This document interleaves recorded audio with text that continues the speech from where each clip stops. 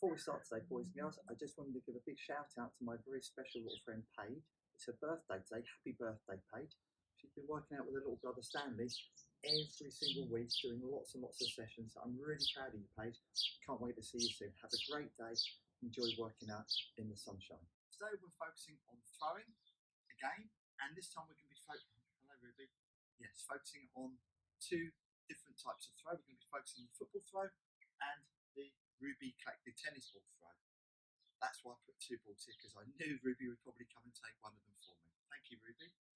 Now, before we start, make sure you've got your trainers on, make sure you've got some loose clothing, make sure you've got a drink with you, and don't forget to do that athletic warm-up, stretching, making sure your arms and your legs are ready for working out. Now, I must say before we start, please do not do this indoors.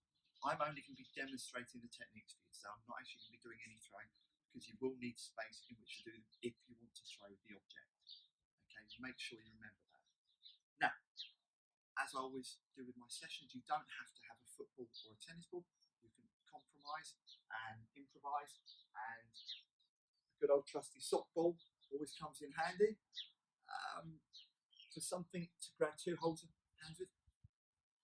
I've just taken the cushion off the garden furniture. Mrs. D's in the working. Don't tell her. You just want something where you can actually hold it in two hands. So maybe a cushion. I've actually grabbed a towel because I can just hold it. So at least when I'm practicing, I've got the technique. Okay, so don't worry if you haven't got a large ball. Something where you can just put two hands around it will be absolutely fine. Okay. Now, Ruby thinks we're obviously here to play a game because she's eyeing up the ball again. Now, we'll start with the tennis ball throw. This throw you can use in any sport. It's really important you get it right, because what we're trying to do is we need to get strength and power, and we get that through using different parts of our body. Then we link them together, which is part of our technique. And through that technique, we need to generate momentum, which gives us speed. So we have the power through our body, the speed through our technique. That will give you the distance that you need when you're making the throw. Okay? So I'm going to show you from different positions, but just remember, a lot of the setup, a lot of the key principles will be the same. Okay, so first of all, start with your feet, slightly widen the shoulder width apart. So if I'm looking to throw over the top of the garden, okay, hold the ball in your hand. I'll take the sock ball, just see, hold it in the palm of your hand, wrap your fingers around the ball, nice comfortable grip, and I'm going to bring my arm behind me. So from here, I'm now going to turn my front foot in the direction of where I want to throw the ball. So if I wanted to throw the ball over there, I would turn this way. If I wanted to throw over in that corner, I would turn and point my foot that way. So your front foot leads and steers your body in the direction you want to make the throw. And then your non-throwing arm will also be in a line with your front leg that will help you try to keep your shoulders in the right position for when you make the throw. So, and then from here, so this is my setup now.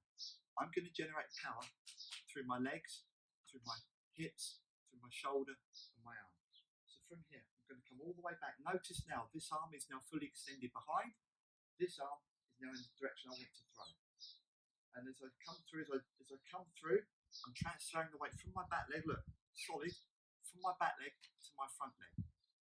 So as I come through, the arm will bend, because that again is where I generate the last bit of power through my upper arm. So as I come through, and I release, look at the high point that I've released, get the ball in the air, and look, my weight is now here, but I pivoted and balanced on my back foot. So I'll do that again slowly for you. Just watch very carefully. So, set up, lean back, in the direction I want to go. As I'm driving through, the arm bends, and my throwing arm goes through the line of my non-throwing arm. Okay? So if I was doing it towards you now, okay, so I'm actually going to throw this towards you. Turning my foot, leaning back, coming through, and throwing it to you there. Okay? And just sideways now from here.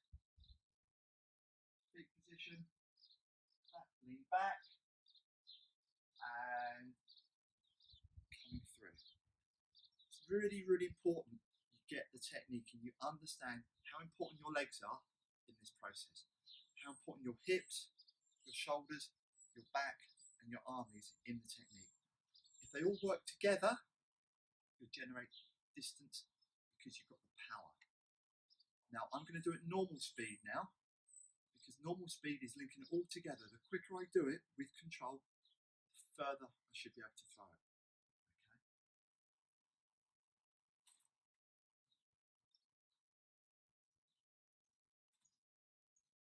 Okay, you got that? Excellent. Go and have yourself a quick drink. Beautiful day here again. I hope you're all keeping well.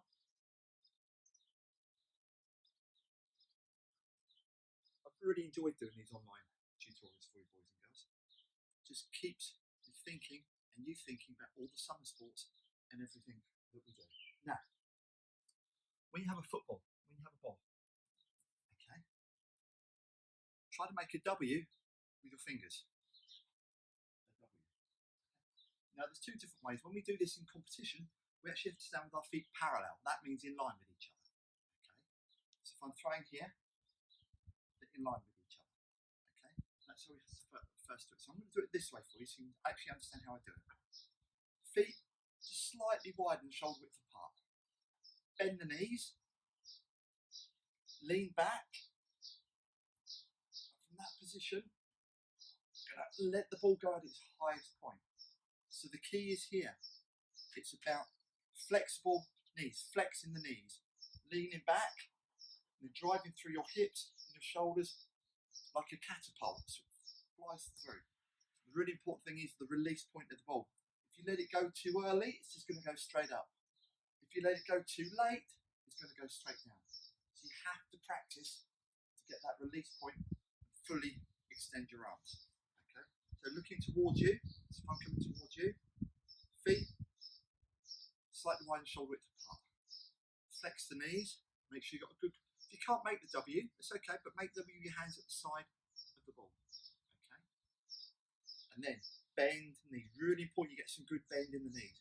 Lean back, and then let the ball go. Okay, let the ball go. Good. Right, let's just try that. I'll try that again. I'll try that with a towel. Okay, I'm going to hold the towel this time. So I'm gripping it. Now I can't make the best W, but I'm holding it with two hands. Feet slightly apart, knees bent, lean back, and let it go at its high point. Okay, brilliant. Now, a progression from that is when we do this in competition, you have to be static, i.e. still. One of the things we can also do, we put one foot in front of the other. Now, do you remember when we go back to our jumps, our dominant leg was the one that we hop from? Very, very similar here. If you're just having 1 foot forward, it should be your dominant leg. So if I'm throwing it towards you, 1 foot in front, 1 foot behind, lean back, and that allows me to push from my toes. This foot is nice and solid, but I'm pushing from this toe. So if I'm coming up hill for you, 1 foot in front of the other, again, slightly apart, that helps you with your balance and control. 1 foot in front of the other, so I'm going to come back, and back, and then extend there, okay? And then of course the last thing that you could do is do a run up. I've left the two footballs there, pretend. So I could do a run up, lean, and then that allows you to get more momentum, more speed. But when you start having a run up, the whole point is it has to flow. It has to be a continuous movement, because if I run up to the line and then stop and throw, all the momentum is gone, and actually I'm now upright.